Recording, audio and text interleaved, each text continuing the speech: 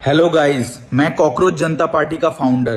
Guys, मेरा cockroach जनता party का official Twitter handle बंद कर दिया गया है। आप लोग फेसबुक पे सपोर्ट करो जल्दी। क्या बोलते कॉकरोच गटर साफ करने के लिए तैयार। गरम कलाकार एबी म्यूजिक। ये युग का ऐलान है। નમસ્કાર દર્શક મિત્રો, હું છું સેજલ અને ગુજરાત સુરક્ષિત ન્યૂઝમાં આપ સૌનું હાર્દિક સ્વાગત છે।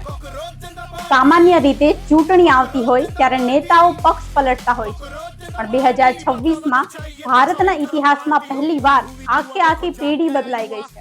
જી હા, અત્યારે સોશિયલ મીડિયા પર જેની લહેર નહીં પણ આખું વાવાઝોડું ફૂંકાયું છે એ છે કોકરોચ જનતા પાર્ટી બીજેપી।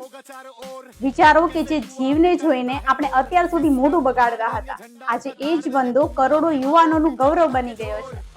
માત્ર ગણતરીના દિવસોમાં ભાજપ અને કોંગ્રેસ જેવી દિગ્ગજ પક્ષોના સોશિયલ મીડિયા રેકોર્ડ તોડીને પણ તેને 18 કરોડની સેના ઊભી કરનાર આ વંદા પક્ષનું સત્ય શું છે?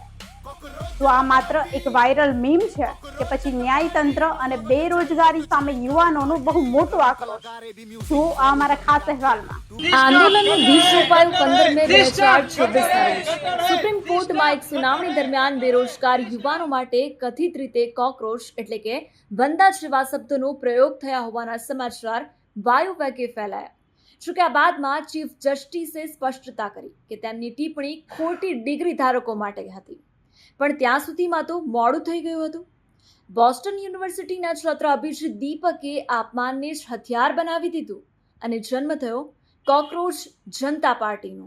दिस पार्टी कटाक्ष से जन्मी ये पार्टी अब बस मजाक बनकर नहीं रह गई है, लोग इसे गंभीरता से ले रहे हैं। તેમનો તર્ક સાદો છે, જો સિસ્ટમ અમને વંદા ગણતી હોય તો હવે આ જ વંદા સિસ્ટમને સાફ કરશે। कॉकरोच जनता पार्टी, क्योंकि अभी सीजीआई का एक स्टेटमेंट था कि जितने भी आप लोग आरटीआई डालते हैं, लाइक राइट टू इन्फॉर्मेशन, आप या यंगस्टर लोग आप लोग प्रोटेस्ट कर रहे हैं या कुछ भी कोर्ट में पिटिशन डाल रहे हैं, पीआईएल डाल रहे हैं, मतलब आप लोग बेरोजगार हो, आप लोग के पास कोई एम्प्लॉयमेंट नहीं है, आपके पास कोई काम नहीं है, इसलिए आप घर बैठे बैठे पीआईएल डालते हो, आरटीआई डालते हो, आप लोग के पास कोई काम नहीं है, अनएम्प्लॉयड हो, तो हम लोग को कॉकरोच बोला गया। आखिर कुछ तो समस्या होगा तभी निकल रहा है, क्योंकि किसी को शौक तो है नहीं इतने धूप में निकलने का। तो हमारा ना एजुकेशन सिस्टम सही है, ना हॉस्पिटलिटी सही है, ना हॉस्पिटल का मैनेजमेंट सही है, ना ही लड़कियाँ सेफ है। वुमेन राइट्स, वुमेन एम्पावरमेंट कर करके भी लड़कियां का इतना ज़्यादा रेप हो रहा है कि खुले में लड़की का रेप करके उसका मर्डर करके रोड पे फेंक दिया जा रहा है। अनएम्प्लॉयमेंट इतना ज़्यादा है। અમને ચૂંટણી લડવાની વાત નથી, અમે નથી કરતા। અમે નવયુવાનો છીએ, સમાજને સોશિયલ મીડિયા થ્રુ અમે બદલવાનો પ્રયત્ન કરશું, સમાજને બદલવાનો પ્રયત્ન કરશું, સરકારને બદલવાનો પ્રયત્ન કરશું, અને સૌથી મોટી વાત, ભ્રષ્ટ અધિકારીઓને અમે બદલવાનો પ્રયત્ન કરશું।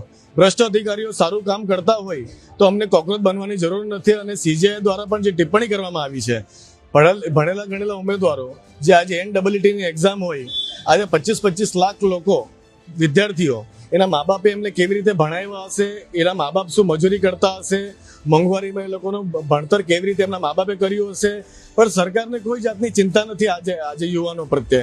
એટલે યુવાનો જાગૃત થયા છે અને યુવાનો આ ભ્રષ્ટાચારી બીજેપી પાર્ટીને ભગાવશે અને 100%। ગુજરાતની વાત કરીએ તો ખાસ કરીને આ યુવાનોમાં આ ટ્રેન્ડ સૌથી વધુ લોકપ્રિય છે।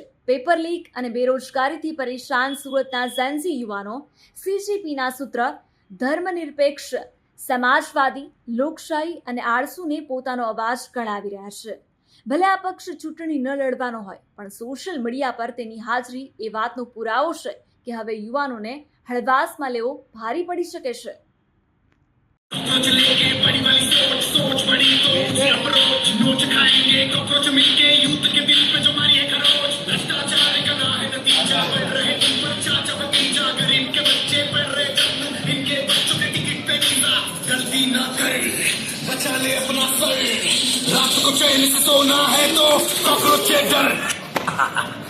एक रिसेंट अपडेट है, मैं अभी थोड़ी देर पहले भी बता चुका हूँ, फिर से बता रहा हूँ कि हमारे सभी सोशल मीडिया प्लेटफॉर्म्स हैक करने की कोशिश की जा रही है।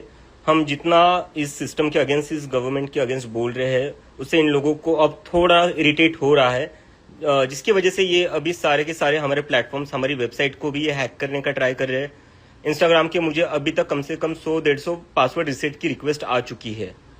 तो इसका क्लियरली मतलब ये है कि these people just want to suppress our voices. So I request you कि आप अपने पर्सनल हैंडल से पोस्ट करिए and write why BJP is scared of cockroaches.